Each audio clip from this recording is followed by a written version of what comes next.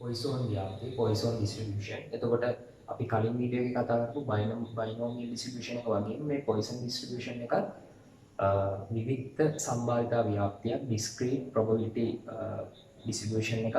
ඒතර මේකෙදි අපි counting number of occurrences in specific time intervals and region of space. කියන්නේ මේ පොයිසෝන් ව්‍යාප්තිය අපි යොදාගන්නේ කිසියම් කාල පරාසයක time interval කිසියම් කාල පරාසයක් තුල සිදුවන සිද්ධීන්ගේ සම්භාවිතාවය ගණනය කිරීමටත් ඒ වගේම කිසියම් අවකාශයක ඉඩ ප්‍රමාණයක සිදුවන සිද්ධීන් එහෙම නැත්නම් ඉඩ ප්‍රමාණයේ තියෙන අයිටම ගැන ඒ අයිටම වල සම්භාවිතාවය ගණනය කරන්න. ඒතර මෙන්න මේ කියන කරුණු දෙක ඉතාමත් වැදගත්. අපි යම්කිසි කාල ප්‍රාන්තරයක් තුළ සිදුවන සිද්ධීන්ගේ සම්භාවිතාවය ගණනය කිරීම සහ එහෙම නැත්නම් කිසියම් අවකාශයක ඉඩ ප්‍රමාණයක ඇති අයිටම සිදුවන සිදුවීම්ගේ සම්භාවිතාවය ගණනය කරන්න තමයි මේ සම්භාවිතා ව්‍යාප්තිය යොදාගන්නේ. ඒක ඉස්සරහට ගණනය කිරීමේදී හොඳටම පැහැදිලි වෙනවා. එතකොට දැන් උදාහරණයක් ගත්තොත් ටයිම් ඉන්ටර්වල් එකක් කියන එකට අපි හිතමු පැයක් ඇතුළත බැංකුවක කිසියම් ශාඛාවකට පැමිණෙන ගනුදෙනුකාරයන් සංඛ්‍යාව. එතකොට අපිට බලන්න ඕනේ මේ පැය ඇතුළත ගනුදෙනුකරුවන් 5ක් පැමිණීමේ සම්භාවිතාවය. එතකොට ගනුදෙනුකරුවන් 10ක් පැමිණීමේ සම්භාවිතාවය. මේ විදිහට කිසියම් කාල පරිච්ඡේදයක් තුළ සිදුවන කිසියම් සිද්ධීන්ගේ සම්භාවිතාවය ගණනය කරන්න. ඒ වගේම මොකක්ද මේ region of space අවකාශයක නැත්නම් ඉද ප්‍රමාණයක සිදුවන සිද්ධීන් කියන්නේ. ඒ උදාහරණයක් ගමු අපිට ඕනේ පොතක් තියෙනවා. පොතේ පිටුවක තියෙන මුද්‍රණ දෝෂ සංඛ්‍යාව හොයන්න. එතකොට පොතේ පිටුවක මුද්‍රණ දෝෂ 10ට වඩා වැඩි වීමේ සම්භාවිතාවය. ඒ පොතේ පිටුවේ මුද්‍රණ දෝෂ නොතිබීමේ සම්භාවිතාවය. ওই විදිහට මේ කිසියම් අවකාශයක ඉඩ ප්‍රමාණයක තියෙන සිද්ධීන්ගේ සම්භාවිතාවය ගණනය කරන්න මේ සම්භාවිතා ව්‍යාප්තිය යොදාගන්න. ඒ වගේම මේකේ පරාමිතිය දැන් අපි කතා කරා බයිනෝමියල් ඩිස්ට්‍රිබියුෂන් එකේ පරාමිතින් දෙකක් තිබ්බා. ඒ නිසාම p කියලා. ඒත් මේ පොයිසෝන් ඩිස්ට්‍රිබියුෂන් එකේ පරාමිතින් එකයි තියෙන්නේ. මෙන්න මේක නිකන් y අනිත් පැත්ත ගෙනුවා වගේ. ඒකට අපි කියනවා ලැම්ඩා කියලා. මේ ග්‍රීක අකුරක්. ඒක ලැම්ඩා වලින් අපි අදහස් කරන්නේ මේ ඒ සිදුවන සිදුවීම් වල මධ්‍යයන්ය. අපි ගත්තොත් අපි කතා කරපු උදාහරණය පැයකට බැංකුවකට එන ගනුදෙනුකාරයන් සංඛ්‍යාව අපි හිතමු දල වශයෙන් මධ්‍යයන්ය 6යි කියලා. ඒතර 6 කියන එක තමයි මෙතන ලැම්ඩා කියලා අපි ගන්නෙ. ඒතර මේකේ පරාමිතිය වෙන්නේ මේ ලැම්ඩා. ලැම්ඩා කියන්නේ සිදුවීමේ ඒ කියන්නේ සාමාන්‍ය අගය. ඊළඟට අපි මේ ව්‍යාප්තිය සංකේතවත් කරනවා x කියන එක ව්‍යාප්ත වෙනවා පොයිසෝන් ව්‍යාප්තිය ලැම්ඩා කියන පරාමිතියත් එක්ක. බයිනෝමියල් ඩිස්ට්‍රිබියුෂන් එකේ නම් අපි x ව්‍යාප්ත වෙනවා b n, p. කියන අපි මෙතනට පරාමිතියෙන් තමයි දාන්නේ. ඒතර මේ පොයිසෝන් ඩිස්ට්‍රිබියුෂන් එකේ පරාමිතිය ලැම්ඩා විතරයි. එතකොට මේ ලැම්ඩාත් එක්ක මේක පොයිසෝන් ව්‍යාප්තියක මේ x කියන විචල්ලේ පොයිසෝන් ව්‍යාප්තියක ව්‍යාප්ත වෙනවා කියන එක තමයි මේකේ අදහස. ඊළඟට මේ පොයිසෝන් ව්‍යාප්තියේ ශ්‍රිතය. එහෙම නැත්නම් මේ පොයිසෝන් ව්‍යාප්තිය ගණනය කිරීම සඳහා යොදා ගන්න සූත්‍රය තමයි මේ තියෙන්නේ. px සමානයි x ඒක සමානයි e ඍණ ලැම්ඩාගේ බලය වැඩි කිරීම ලැම්ඩා x වල බලය ඒ සම්පූර්ණ එක බෙදෙනවා x වල ක්‍රමාරෝපිතේ. මේක ටිකක් නුහුරු වෙන්න පුළුවන් ඉහට. e කියලා කියන්නේ ගණිතයේන නියතයක්. e වලට නියත අගයක් තියෙනවා. අපිට e කියන එක කැල්ලකින් සුළු කරන්නත් පුළුවන්. e කියන එකේ අගය. එතකොට e වල ඍණ ලැම්ඩා වෙනි බලය. එතකොට අපිට ඒ දෙන ගානට අනුව අපි ලැම්ඩා හොයාගන්න ඕනේ. ඒතකොට ඒකේ ඍණ ලැම්ඩා ඒ වගේම ආයි ලැම්ඩා වල x වෙනි බලය. x කියන්නේ අපිට දෙන ගානට අනුව කී පාරක්ද කියන එක. එතකොට බෙදන්න ඕනේ x වල ක්‍රමාරෝපිතය. ක්‍රමාරෝපිතය කියන්නේ අපි කලින් පාඩම්වලදී කතා කරා. ඒ x වල ක්‍රමාරෝපිතය අපි හිතමු x කියන්නේ 5 නම් 5 වැඩි කිරීම, 4 වැඩි කිරීම, 3 වැඩි කිරීම, 2 වැඩි කිරීම එක. ඒක අපිට කැලෙකින් ගණනය කරන්නත් පුළුවන්. එතකොට මේකෙන් අදහස් වෙන්නේ මෙතනට x කියන එකට අපි යම්කිසි අගයක් දැම්මොත් x කියන එකට යම්කිසි අගයක් දැම්මොත් අපි හිතමු x කියන එකට 3 දැම්මා කියලා. එතකොට px සමානයි 3 කියන්නේ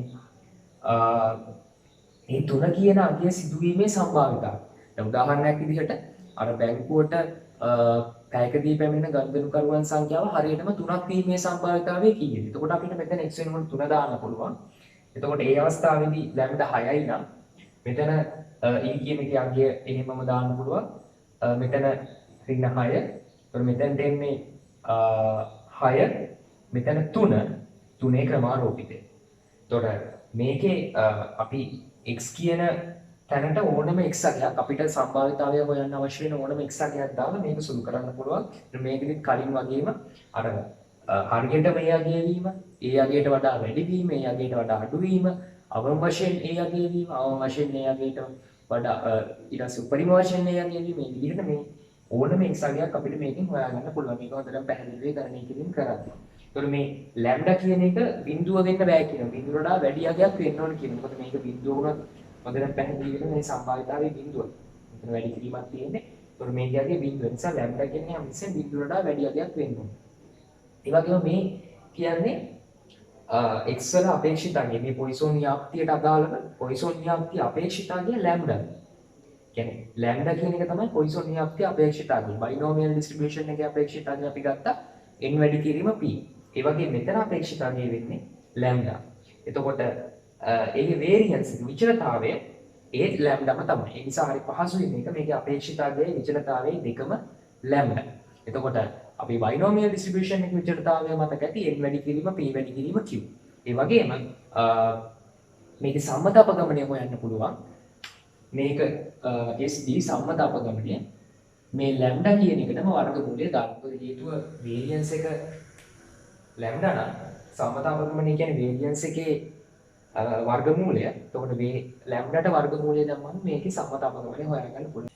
අපි දැන් මේ පොයිසෝන් ඩිස්ට්‍රිබියුෂන් එකට අදාළව ගණනය කිරීම ටිකක් කරලා බලමු කොහොමද පොයිසෝන් ඩිස්ට්‍රිබියුෂන් එක දාගෙන අපි සම්භාවිතාවන් හොයන්නේ කියලා. right. එතකොට අපි බලමු මුලින්ම page number 54 වල exercises. page number 54 වල exercises වල හතරවෙනි ගාන. ඒතර ඒකේ පැහැදිලිව කියනවා ඉතින් Poisson distribution with lambda equals to 4.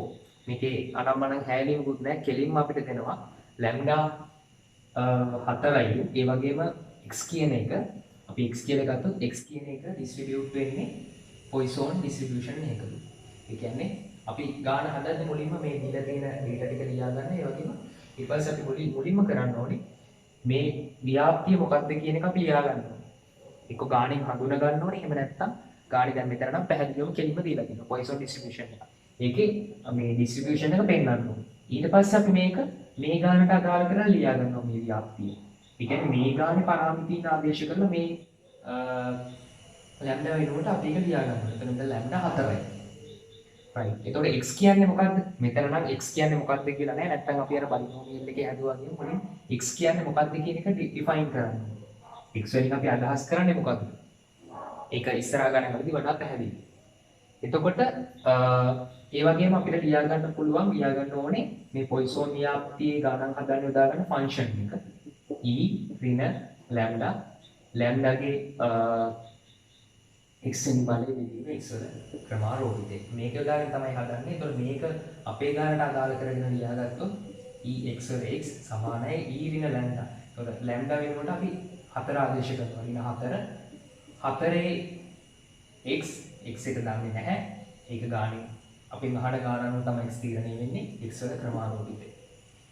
right. එතකොට අපි ව්‍යාප්තිය ලියාගත්තා. මේ සූත්‍රය ලියාගත්තා. දැන් අපි බලමු අපෙන් අහන්නේ මොකක්ද කියලා. අංක 1 අපෙන් අහනවා x සමානයි බිඳුව වීමේ probability. x සමානයි බිඳුව වීමේ probability. ඒතර මේක හදන්න කලින් මේ ගානට යන්න කලින් අපි ඉගෙන ගමු කොහොමද මේ මේ ෆන්ක්ෂන් එක යොදාගෙන අපි ගණනය කිරීම කරන්නේ. කැල් එක යූස් කරගෙන අපි මේ කැල් එකෙන් ගහන්න වෙන්නේ. කැල් එක යූස් කරගෙන කොහොමද මේ ගාන හදන්නේ? අපිට මේ ගානටම මේක අපි අදාළ කරගමු. එතකොට වැඩි ලේසි. එතකොට අපිට හොයන්න ඕනේ px සමානයි බිඳුව. එතකොට අපි මේක ආදේශ කරනවා e ඍණ 4යි x වෙනුවට ආදේශ කරනවා බිඳුව. බෙදීම බිඳුවේ ක්‍රමාරෝපිතය. හරි. දැන් අපි බලමු මෙන්න මේක තමයි සුළු කරන්න තියෙන්නේ. අපි කොහොමද කැල් එකෙන් මේක සුළු කරන්නේ කියලා. අංක 1 පළවෙනි පියවර අපි කරන්න ඕනේ කැල් එක ගත්තාම මේ කැල් එකේ අපි මේක කොටස් 3කට හොයමු. ඒ කියන්නේ e වල ඍණ 4 කියන එක කොටසකට. ඒකෙන් එන උත්තරේ අපි 4 බිඳුවත් එක්ක වැඩි කරමු. ඒක තව කොටසක්. ඊළඟට මේකෙන් වැඩි කරලා එන උත්තරේ මේකෙන් බෙදමු. අපි ප්‍රැක්ටිකලි කරද්දී තේරෙන්නේ. එතකොට අපි මුලින්ම කරන්නේ shift එක ක්ලික් කරලා shift එක මුලින්ම ක්ලික් කරනවා. ඊට පස්සේ අපි මේ lon කියන එක කැල් එක ගත්තාම කැල් එකේ lon කියලා එකක් තියෙනවා. එතකොට shift එක ක්ලික් කරලා ඒ ln කියන එක ක්ලික් කරන්න ඕනේ. එතකොට එතනින් ඒකේ උඩ ගත්තොත් e වල x වෙනි බලය කියලා තියෙනවා. මොකද දැන් අපිට e වල සම්බන්ධ කරගෙන ගානක් තමයි හදාගන්න. අපි shift එක ගෙවුවා. ඊට පස්සේ lon කියන එක ගෙවුවා. ඊට පස්සේ අපි කරන්නේ මොකද්ද? දැන් මෙතන තියෙන ඍණ 4නේ. එතකොට අපි බ්‍රැකට් එකක් ඕපන් කරලා මේ ඍණ 4 කියන එක දාන්න මෙතන. ඍණ 4. shift එක ගැහුවා. ඊට පස්සේ lon එක ක්ලික් කරා. ඊට පස්සේ බ්‍රැකට් එක ඕපන් කරා. අපි ඒක අදාළ ලැම්ඩාගේ අගය. ඒතකොට මේක යම් ඉස්සෙම ඍණ එන නිසා අපි වරහන් ඇතුලේ දානවා. ඍණ එන නිසා වරහන් ඇතුලේ දානවා. ඊට පස්සේ අපි සමාන ලකුණ ගහලා මේකේ උත්තරේ ගත්තා. මොකද මේ ඔක්කොම එකට කරනකොට වඩා අපිට අරක ලේසි. කඩ කරන්නේ. දෙවෙනි පියවර දැන් උත්තරේ තියෙනවා ආන්සර් එක තියෙනවා. දැන් මොකද කරන්නේ? මේ තියෙන අගය ගෙවුවා ලැම්ඩාගේ අගය. දැන් ආන්සර් එක තියෙනවනේ. ආන්සර් එක ඇවිල්ලා තියෙන්නේ ආන්සර් එක වැඩි කරන්න ඕනේ. මෙතන තියෙන 4. 4 කාකපාදය දැම්මා බිඳුව. මොකද 4 බිඳුවෙනි බලන්න. අපි මෙතනින් ආන්සර් එක ආවා. ඊට පස්සේ අපි වැඩි කිරීම ලකුණ ගෙවුවා. වැඩි කිරීම ලකුණ. ඊට පස්සේ මෙතන තියෙනවා 4. 4 බිඳුවෙනි බලය. 4 බිඳුවෙනි බලය. 4 බිඳුවෙනි බලය වෙන 4 මේ කාකපාදයේ ලකුණ තියෙනවා කැල් එකේ කාකපාදයේ ලකුණ 4 ගැහුවා. කාකපාදයේ ලකුණ ගැහුවා බිඳුව. right. එතකොට මේ e ඍණ 4 වැඩි කිරීම 4 බිඳුව කියන එකට දැන් මේකේ සමාන ලකුණ ගැහුවාම ආන්සර් එකක් එනවා. right. දැන් මොකද කරන්නේ? a න ආන්සර් එක දැන් තියෙනවානේ a න ආන්සර් එක බෙදන්න ඕනේ. බෙදීම ලකුණ ගැහුවා. බෙදන්න ඕනේ බිඳුවේ ක්‍රමාරෝපණය. එතකොට ඒක ගහන්නේ කොහොමද? මෙතන බිඳුව ගැහුවා. ඊට පස්සේ shift එක ගැහුවා. shift එක ඊට පස්සේ අපි මේ x ඍණ එක කියන බටන් එක මේ log එකට උඩින් තියෙන්නේ x ඍණ එක shift එක ඔබලා x ඍණ එක බටන් එක ඔබනවා. එතකොට ඒ කියන්නේ බිඳුවේ ක්‍රමාරෝපිතය කියන එකෙන් ගන්න පුළුවන්. මෙතනට ඒ ඕනම අගයක් ගැහුවා. ඊට පස්සේ shift එක ගැහුවා x වල ඍණ එක. එතකොට බිඳුවේ ක්‍රමාරෝපිතය එනවා. ඊට පස්සේ සමාන ලකුණු ගැහුවාම අපිට මේකේ ආන්සර් එක එනවා. ඒතර ඔය කියන පියවර වලට තමයි අපි කැල් එකේ මේ පොයිසෝනියාම් කියන අදාළ ෆන්ක්ෂන් එක ගහන්නේ. ආයි කිව්වොත් මුලින් shift එක ගැහුවා. ඊට පස්සේ අපි ln එක ඔබනවා. ඒතර e වල අගය එනවා අපිට. ඒක ගහලා එගෙම්මම මේ තියෙන මේ බලය දානවා වරහන් ඇතුලේ බ්‍රැකට්ස් ඕපන් කරලා තමයි දාන්නේ. බ්‍රැකට්ස් ඕපන් කරලා මේ ඍණ කියලා මේ බලය දානවා. ඊට පස්සේ සමාන ලකුණ ගන්නවා. ඒ එනවා මේක උත්තරේ. ඊට පස්සේ ඒන ආන්සර් එක දැන් අපිට තියෙනවනේ නේද? ඒක වැඩි කිරීමේ ලකුණ ගැහුවා. මෙතන තියෙන අගය මේ ලැම්ඩා වල අගය ඒකේ අදාළ බලය. අදාළ බලය කියන්නේ කාකපාදයක් එක්ක ඊට පස්සේ ඒ අදාළ බලය ඉලක්කම ගෙවුවා. ඒතකොට ඒක සමාන ලකුණ ගැහුවාම උත්තරේ එනවා මේ උඩ ටික. ඒක බෙදන්න ඕනේ. ඒ අදාළ ඉලක්කම ගැහුවා x යගේ ගැහුවා. shift එක ගැහුවා. x වල ඍණ එක කියලා තියෙන බටන් එක ගැහුවා. එතකොට එන්නේ බිඳුවේ ක්‍රමාරෝපිතය කියන එක කියනවා. එහෙම නැත්නම් මෙතන ලැබෙන අගේ ක්‍රමාරෝපිතේ. ඒතර ඒක සමාන ගැහුවාම මේන උත්තරේ මේක බෙදලා මේ සමස්තේ ප්‍රතිඵලය එනවා. ඒ තමයි පියවර විදිහට මේක කැල් එකේ ගහන්නේ කොහොමද කියන එක. එතකොට දැන් අපි මෙතන x වල බිඳුවේ කියන අවස්ථාවේදී කිව්වේ ඒතර මේක කැල් එකේ අපිට කියවුවාම ඒ උත්තරේ එන්න ඕන. ඊළඟට මේගොල්ලෝ කියනවා x වල x සමානයි කීයද? අපි හොයන්න ඕනේ x සමානයි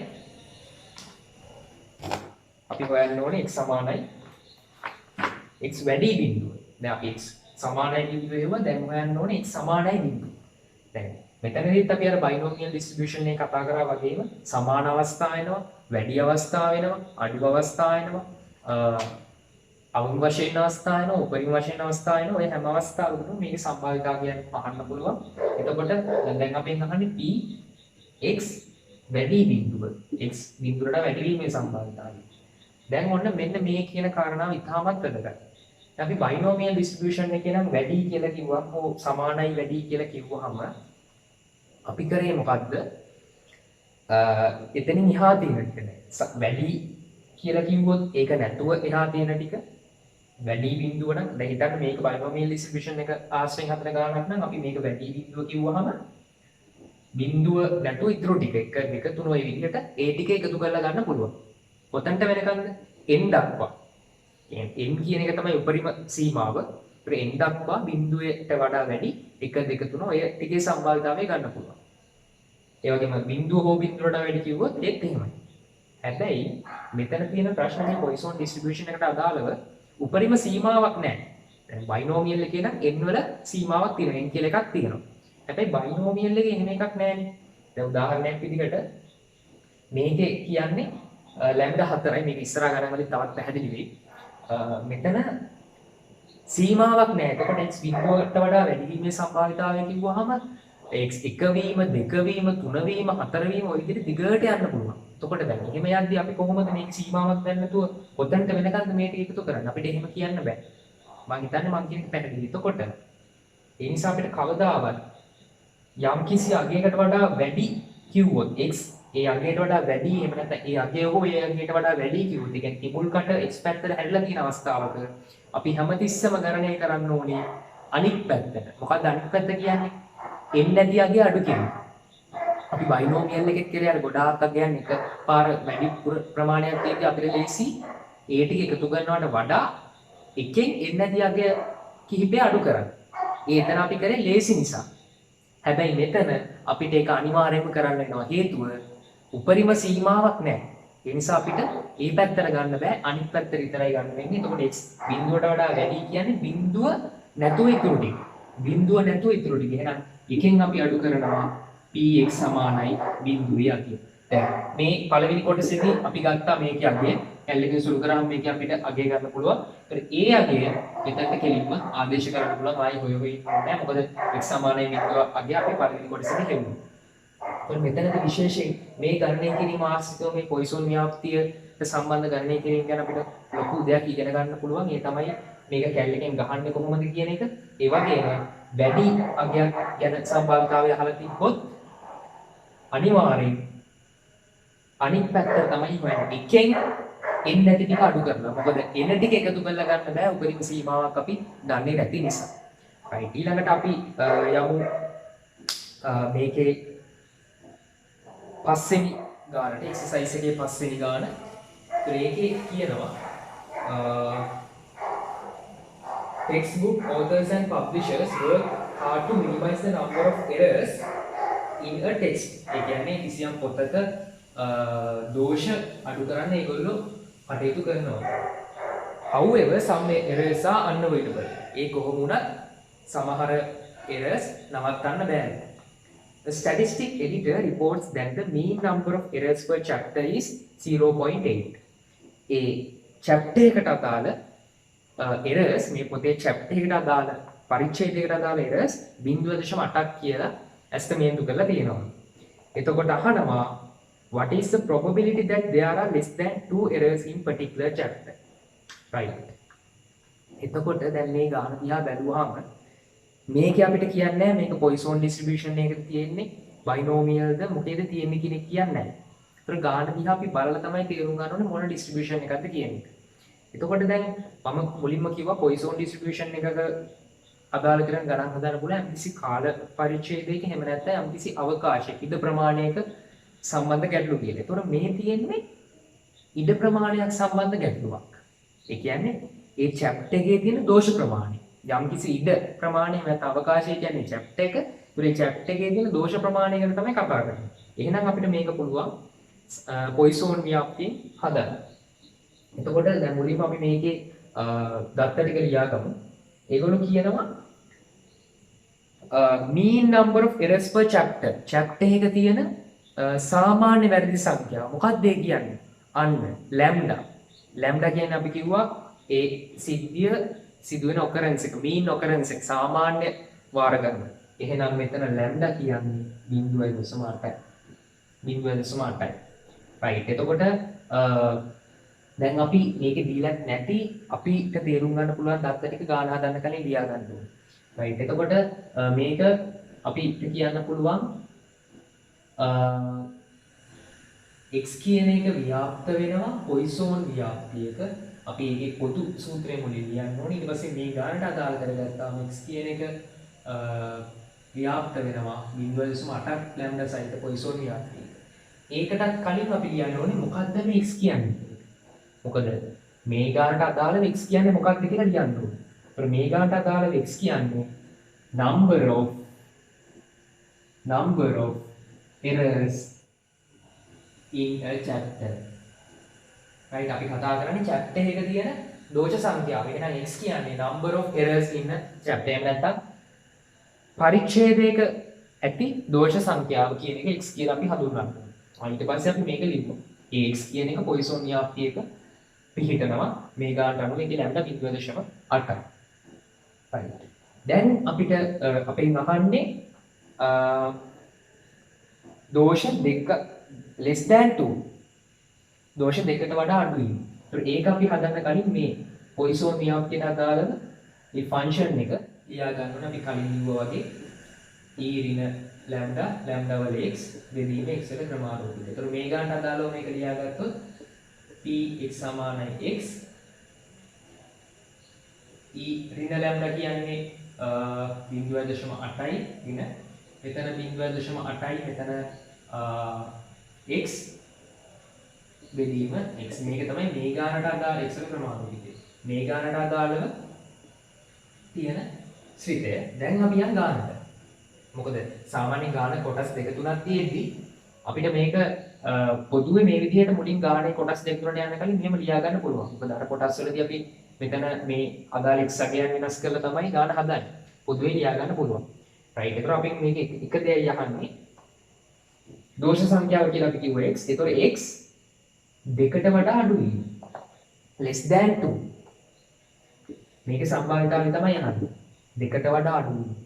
ඒතර දෙකට වඩා අඩු වීම කිව්වහම එක්කෝ එකක්වත් නොතිබීම බිඳුවක් තිබීම එහෙම නැත්නම් එකක් තිබීම කියන දෙකේ සම්භාවිතාවන්ගේ එකතු තමයි ගන්න පුළුවන්. මේ එතකොට මේක px සමානයි බිඳුව දන px සමානයි 1. දෙක ගන්න බෑ. දෙක හෝ දෙකට වඩා අඩු නෙමෙයි less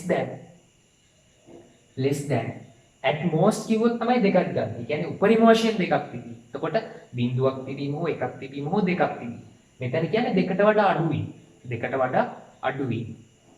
එතකොට මේකට අදාළව ගත්තොත් e ඍණ 0.8 0.8 බිඳුව මෙතන බිඳුවේ ක්‍රමානුරූපීව.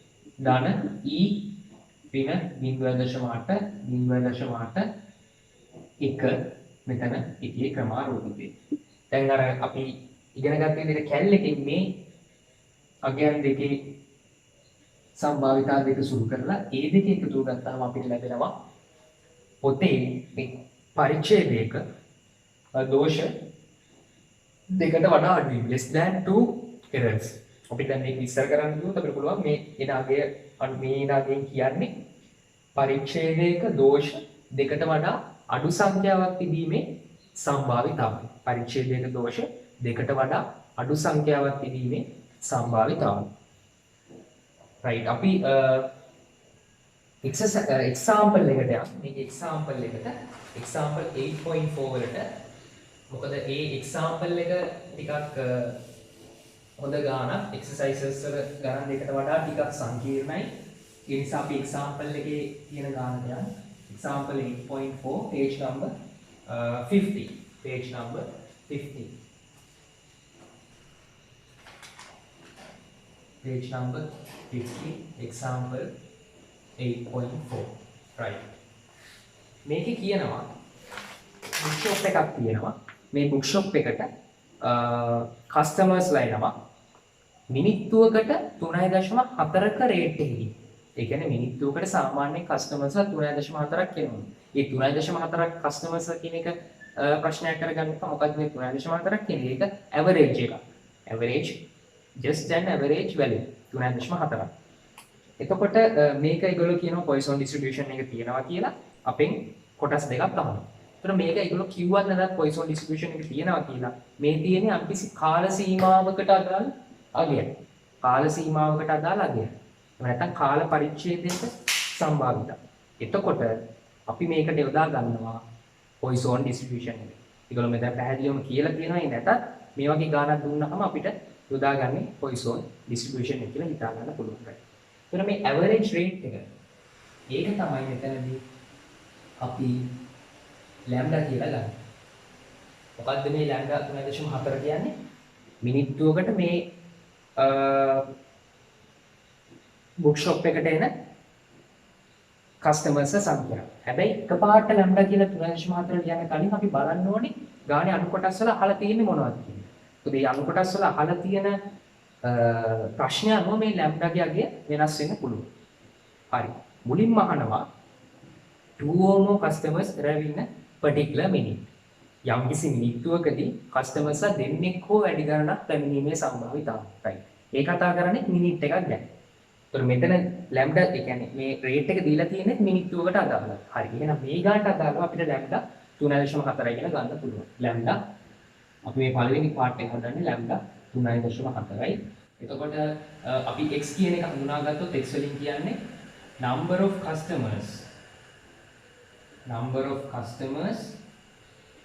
arrives in a minute. මෙන්න මේක ඉතාම වැදගත්. number of customers arrives in a minute. අපි number of customers arrives කියලා විතරක් ලියුවොත් එහෙම නැත්නම් මේකට පැමිණෙන පාරිභෝගිකයන් සංඛ්‍යාව කියලා විතරක් ලියුවොත් වැරදි. හැමතිස්සෙම අපි ලියන්න ඕනේ කාල පරිච්ඡේදයත් එක්ක. අපි අර කලින් ගානේදී පරිච්ඡේදය එහෙම නැත්නම් පොතේ පරිච්ඡේදයක තිබෙන දෝෂ සංඛ්‍යාව වගේ ඒ අවකාශය පෙන්වුවා වගේ ඒ ඉද ප්‍රමාණය පෙන්වුවා වගේ කාල පරිච්ඡේදයකට අදාළව කියන ගානකදී කාල පරිච්ඡේදය අපි පෙන්වනවා. මොකද මේ lambda කියන එක අදාළ වෙන්නේ මෙන්න මේ මිනිත් එකට. එතකොට දැන් අපිට පුළුවන් මේක Poisson ව්‍යාප්තියක තියනවා කියලා පෙන්නන්න. අපි පොදුවේ Poisson එකේ ව්‍යාප්තියක තියෙන විදිහ පෙන්වුවා. ඊට පස්සේ මේ ගානට අදාළව x ව්‍යාප්ත වෙනවා Poisson ව්‍යාප්තියක lambda 3.4යි. right. එතකොට අපිට ලියා ගන්න පුළුවන් මේ විදිහට px සමාන x සමාන e ඍණ lambda ගේ x බෙදීම x වල ක්‍රමාරෝපිතය. ඒතර මේ ගානට අදාළව ගත්තොත් px වල x e ඍණ lambda කියන්නේ ඍණ 3.4යි. මෙතන 3.4යි x ඒ ගානේ අහන x බෙදීම x වල ක්‍රමාරෝපිතය. right. එතකොට අපි පළවෙනි කොටසෙන් අහන එක තමයි 2 or more කස්ටමර්ස්ලා දෙන්නෙක් හෝ වැඩි ගණනක්. x පැත්තට තමයි මේක කට ඇරෙන්නේ. කස්ටමර්ස්ලා දෙන්නෙක් හෝ වැඩි ගණනක් පැමිණීමේ සම්භාවිතාවය. එතකොට මෙන්න මේක හොයද්දී අපිට තේරුම් ගන්න ඕනේ දේ අපි කලින් ගානේ හදුවේ 2 or more කිව්වහම දෙකක් ඇතුළුව 2 3 4 5 එකේ දෙන්නේ. නමුත් සීමාවක් නැහැ. අපිට කියන්න බෑනේ පැයකදී උපරිමයෙන් මෙච්චර කියලා අපිට කියන්න බෑ. මේ Poisson ව්‍යාප්තිය ආශ්‍රයේදී අපි ගන්න ගණන් වල ඒක තමයි විශේෂම ලක්ෂණය. ඒ කියන්නේ මේ කිඹුල් කට x පැත්තට හැරුණොත් එහෙම නැත්නම් අපිට අගයට වඩා වැඩි අගයක් ගැන කිව්වොත් අපිට උපරිම සීමාවක් පෙන්වන්නේ නැහැ. ඒ නිසා අපිට ඒක ඒ විදිහට හදන්න බෑ. ඒ නිසා අපි කරන්නේ අනිත් පැත්ත තමයි හදන්නේ. අනිත් පැත්තට. ඒ කියන්නේ අනිත් පැත්තේ සීමාව අපි දන්නවා බිඳුවයි. අනිත් පැත්තේ සීමාව අපි දන්නවා බිඳුවයි.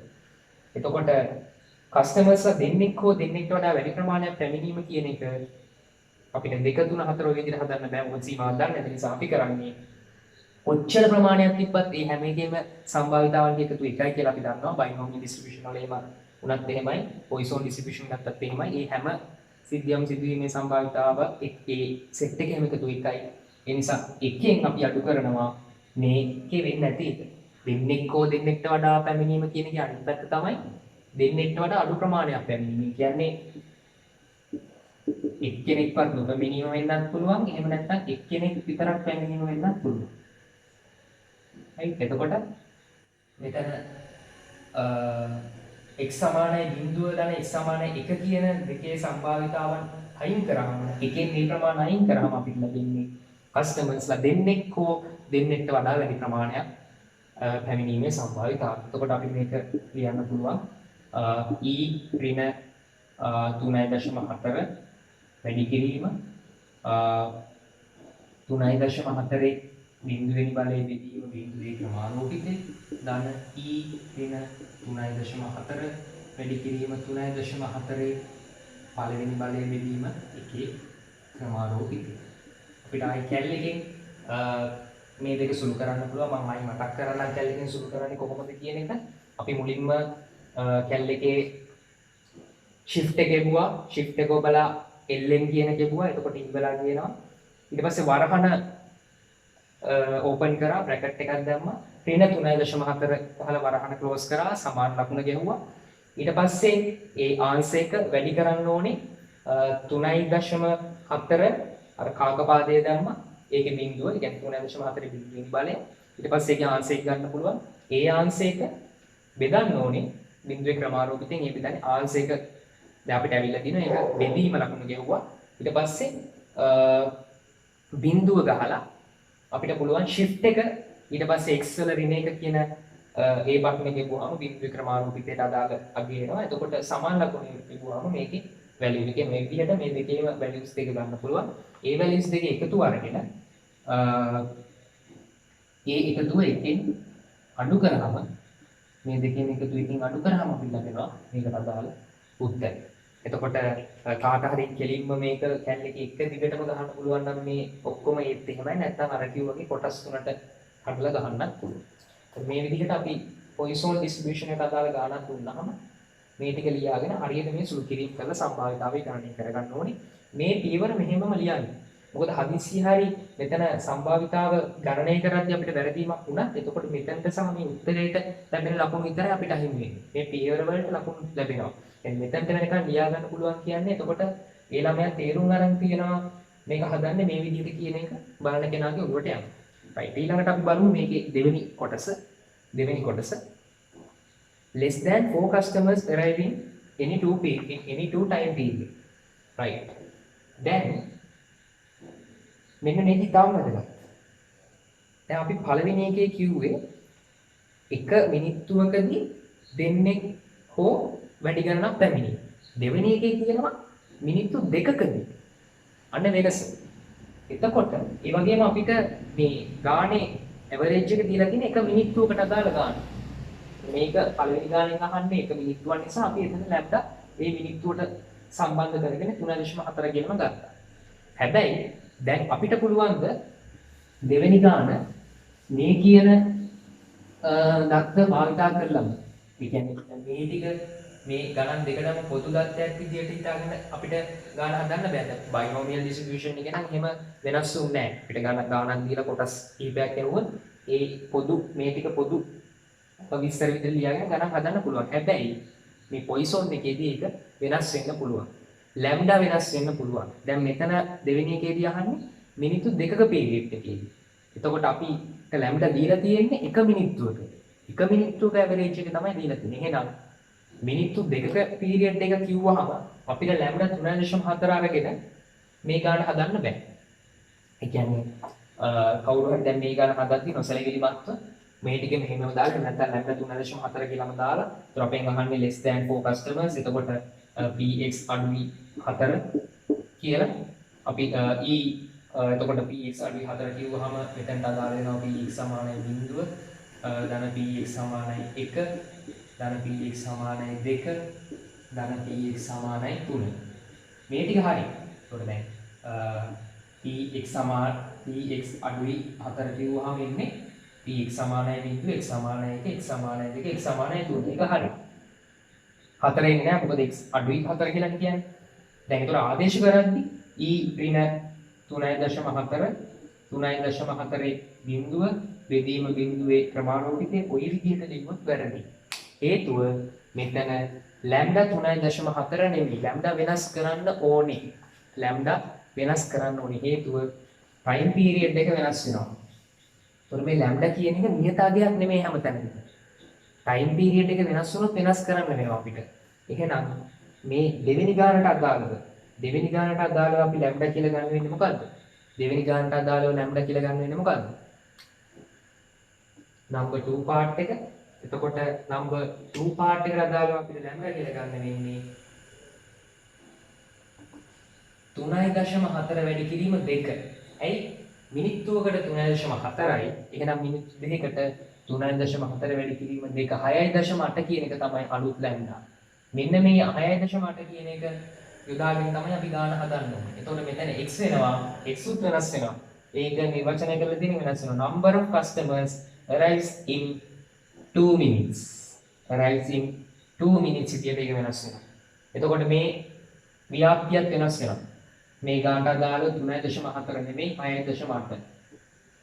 මේකත් වෙනස් වෙනවා. මෙතන ඍණ 3.4 නෙමෙයි ඍණ 6.8. මෙතනත් 6.8. right එතකොට ලැම්ඩා වෙනස් වෙනවා කියන්නේ මේ ගාන විස්තර ඔක්කොම වෙනස් වෙනවා. මොකද ව්‍යාප්තිය වෙනස් වෙනවා, ෆන්ක්ෂන් එක වෙනස් වෙනවා. දැන් හරි. දැන් 6.8. දැන් අපිට පුළුවන් මේකට ආදේශ කරන්න.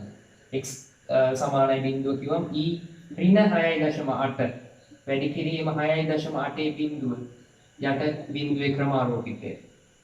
දාන e ඍණ 6.8 වැඩි කිරීම 6.8 1 බෙදීම 1 ක්‍රමාරෝපිතය. දාන e ඍණ 6.8 වැඩි කිරීම 6.8 දෙවෙනි බලය බෙදීම 2 ක්‍රමාරෝපිතය. දාන e ඍණ 6.8 වැඩි කිරීම 6.8 3 බෙදීම 3 ක්‍රමාරෝපිතය. මෙන්න මේ කොටස් හතරේ එකතුව තමයි එතකොට x 4ට වඩා අඩු වීම කියන එකට ගන්න වෙන්නේ. කියන්නේ විනාඩි 2ක කාල පරිච්ඡේදයකදී කස්ටමර්ස්ලා 4කට වඩා අඩු සංඛ්‍යාවක් පැමිණීමේ සම්භාවිතාවය කියන්නේ මේ හතරේ එකතුව සම්භාවිතාවය. එතකොට හොඳට මතක තියාගන්න මේ දෙන ගානෙදී ලැම්ඩා කියන එක ගානෙන් අහන ඒ කාල පරිච්ඡේදය වෙනස් වුණොත් වෙනස් වෙනවා. ඒ කියන්නේ අපිට ගානේ විස්තර කරලා තියෙන ඇවරේජ් එකම නෙමෙයි ඒ ගානේ එක එක කොටස් වලට යොදා ගන්න වෙන්නේ. බොහෝ විට දීලා තියෙන එකම පළවෙනි කොටසට ගන්න පුළුවන්. මොකද බොහෝ විට පළවෙනි කොටසෙන් අහන්නේ දීලා තියෙන ඇවරේජ් එකම සම්බන්ධයෙන්. ඒ දීලා තියෙන දැන් කාල පරිච්ඡේදයක් නම් ඒ දීලා තියෙන කාල පරිච්ඡේදය ආශ්‍රයෙන්මයි අහන්නේ. ඊට පස්සේ කොටස වෙනස් වෙන්න පුළුවන්. දැන් මෙතන අහන්න පුළුවන් ඕන තප්පර 30ක කාල පරිච්ඡේදයකදී කොච්චරක් වෙනවද? ඒ කියන්නේ 4කට වඩා අඩු වීමේ සම්භාවිතාවය. දැන් මෙතන විනාඩි 2ක. ඒ විනාඩි 2කදී කරන්න අපි මේ විනාඩියේ 3.4 නිසා එක දෙකකින් වැඩි කරලා 6.8 විදිහට හදාගත්තා. ඒක තප්පර 30ක් කියන නැත්නම් විනාඩි භාගයක් කිව්වොත් මොකද කරන්නේ? 3.4 දෙකෙන් බෙදනවා. 3.4 දෙකෙන් බෙදන්නේ 1.7 තමයි එතන ලැම්ඩා විදිහට ගන්න. යනවා අපි හොඳට ගාන කියවලා ගානෙන් අහන කාල පරිච්ඡේදය එහෙම නැත්නම් ඒක යම් කිසි අවකාශයක නම් ඊට ප්‍රමාණයක නම් දැන් අපි හිතමු උදාහරණයක් විදිහට පොතක පිටුවක තියෙන දෝෂ සංඛ්‍යාව 2යි නම් ඒතර අපිට ගානේ ගහුවොත් පිටු දෙකක දෝෂ 5ට වඩා අඩු වීමේ සම්භාවිතාවය කිව්වොත් ඒතර පිටුවක තියෙන දෝෂ සංඛ්‍යාව දෙකෙන් වැඩි කරලා තමයි ලැම්ඩා හදාගන්නේ. මේ විදිහට ලැම්ඩා වෙනස් කරගන්න අපි දැනගෙන ඉන්න ඕනේ. අපි ඊළඟට බලමු ස්ලයිඩ්ස් වල Poisson distribution එකට අදාළව තව තියෙන exercises කීපයක්. එතකොට ස්ලයිඩ් එකේ තියෙන exercises වල හතරවෙනි exercise එක මේකේ කියනවා police headquarters එකට විනාඩි 30ක කාල සීමාවකදී සාමාන්‍යයෙන් අපරාධ පැමිණිලි 5ක් එනවා. විනාඩි 30කදී අපරාධ පැමිණිලි 5ක් එනවා. අපෙන් අහනවා විනාඩි 30ක පීරියඩ් එකකදී අපරාධ 3කට වඩා වැඩි සංඛ්‍යාවක් ලැබීම සහ දෙවෙනි කොටසෙන් අහනවා ඊළඟ විනාඩි 15ක පීරියඩ් එකේදී අපරාධ 3කට වඩා වැඩි සංඛ්‍යාවක් ලැබීමේ සම්භාවිතාවය. එතකොට මිනිත්තු 30කදී අපරාධ සාමාන්‍යයෙන් 5ක් ගැන රිපෝට් වෙනවා. එතකොට දැන් පළවෙනි කොටසෙන් අහන්නේ මිනිත්තු 30ක කාල පරිච්ඡේදයක් ගැනම තමයි. එහෙනම් ලැම්ඩා කීයද? ලැම්ඩා 5ම තමයි. අපිට ගානේ දෙන්නේ විනාඩි 30ක කාල පරිච්ඡේදයකදී කියලා ඇවරේජ් එක. ඒතර පළවෙනි කොටසෙන් අහන්නේ විනාඩි 30ක් ගැනම තමයි. තව විනාඩි 30ක් ගැන. ඒතර ඒකනදී ලැම්ඩා 5යි. ඒ වගේම දැන් අපිට පුළුවන් මේකේ ලැම්ඩා 5යි කියලා ලියාගත්ත x කියන එක නිර්වචනය කරන්න number of crime reports to the headquarters in 30 minutes. මෙන්න මේක වැදගත්. ඒ කියන්නේ විනාඩි 30ක් ඇතුළතදී වාර්තා වෙන අපරාධ සංඛ්‍යාව කියන එක තමයි x වලින් කියන්නේ. x වලින් කියන්නේ විනාඩි 30ක් ඇතුළතදී වාර්තා වෙන අපරාධ සංඛ්‍යාව. ඊළඟට මේ x කියන එක අපිට කියන්න පුළුවන් Poisson distribution එක තියෙනවා කියන එක. මේ පොදු ව්‍යාප්තිය පෙන්වන්න විදිහ ඊට පස්සේ අපි ලියනවා මේ ගානට අදාළව. එතකොට Poisson ව්‍යාප්තිය තියෙන්නේ ලැම්ඩා 5ක් කියලා. එතකොට අපි මේකේ ලියාගත්තොත් ෆන්ක්ෂන් එක Poisson ව්‍යාප්තිය මේ විදිහට අපිට ලියන්න පුළුවන්. මේ ගානට අදාළව ගත්තොත් px සමානයි x e ඍණ 5x යන x වල ප්‍රමාණය. right. ඒතර අපෙන් අහන්නේ විනාඩි 30 කාල පරිච්ඡේදයකදී 3ට වඩා වැඩි වීම. 3ට වඩා වැඩි වීම. එතකොට අපි x 3ට වඩා වැඩි. ඒතර මෙතනදිත් අපිට සාමාන්‍ය පැත්තට ගිහිල්ලා ගන්න බෑ. මොකද අපිට කියන්න බැහැනේ මේ විනාඩි 30කදී උපරිමයක් මෙන්න මෙච්චර උපරිමයකටත් වෙලා කියලා. නිසා අපි උපරිමයක් ගන්න. ඒතර 3ට වඩා වැඩි කිව්වම 4 5 ඔය විදිහට ඕන ගාණක් වෙනකන් යන්න පුළුවන්. ඒ නිසා එකතු කරලා හොයන්න බෑ. මේ පැත්තට ගිහලා හොයන්න බෑ. අනිත් පැත්තට ගන්න වෙන්නේ. ඒතර එකෙන් අඩු කරන්න ඕනේ මේකට එන්නේ නැති ටික. 3ට වඩා අඩු කිව්වහම එන්න වෙන්නේ නැත්තේ මොනවද? බිඳුව වීම, එක වීම, දෙක වීම සහ 3 වීම. 3 වීමත් එන්නේ නැහැ. මොකද 3ට වඩා අඩුයිනේ.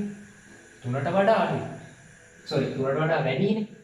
3ට වඩා වැඩි කිව්වහම එන්නේ 4 5 6. එතනින් එහාට ඒක. මොකද මේක මෙහෙම තිබ්බනම් 3 හෝ 3ට වඩා වැඩි කිව්වොත් 3ක් එනවා. එහෙනම් 3 කියන එක අයින් කරන්න බෑ. හැබැයි මෙතනදී 3ට වඩා වැඩි කියන්නේ 3 එන්නේ නැහැ. කියන්නේ 3 නැතුව 4 5 6. එතකොට බිංදුව 1 2 3 කියන ඔය හතරම අයින් කරන්න ඕනේ. ඒතර අර විදිහටම අපිට පුළුවන් මේකට මේ විදිහට ආදේශ කරන්න. පහේ බිංදුවේ ප්‍රමාණෝත්පිත e ඍණ 5 එන වැඩි කිරීම කියන එක තමයි මේ මැද තියෙන්නේ. මේ වැඩි කිරීම 5 1 යට එකේ ක්‍රමානුකූලව. ධන e වල ඍණ 5 වැඩි කිරීම 5 2 යට දෙකේ ක්‍රමානුකූලව. ධන e වල ඍණ 5 වැඩි කිරීම 5 3 යට 3 ක්‍රමානුකූලව. right මේක. දැන් මේ ටිකේ අගේ ගත්තා වෙන වෙනම ඒ ටික එකතු කරා එකෙන් ඒ අගේ අඩු කරාම ලැබෙන අගේ තමයි 3ට වඩා වැඩි අපරාධ සංඛ්‍යාවක් ලැබීමේ සම්භාවිතාවය. ඊළඟට අපෙන් අහන්නේ විනාඩි 15ක කාල පරිච්ඡේදයකදී 3ට වඩා වැඩි අපරාධ සංඛ්‍යාවක් වාර්තා වීමේ සම්භාවිතාවය. එතකොට විනාඩි 15කදී කිව්වහම දැන් මේ ලැම්ඩා කියන එක එතනට ගන්න බෑ. මේ ලැම්ඩා නෙමෙයි ගන්න. ලැම්ඩා වෙනස් කරන්න. මොකද අලුත් ලැම්ඩා මොකක්ද වෙන්නේ? අලුත් ලැම්ඩා විනාඩි 30කට 5යි නම් විනාඩි 15කට ඒ කියන්නේ 30 භාගනේ 15 30 දෙකෙන් බෙදුවා තමයි 15 වෙන්නේ. එහෙනම් 5 කියන එක දෙකෙන් බෙදන්න. 5 බෙදීම දෙක 2.5. ඒතර මෙතන වෙනස් වෙනවා in 15 minutes. විනාඩි 15කදී ලැබෙන අපරාධ සංඛ්‍යාව.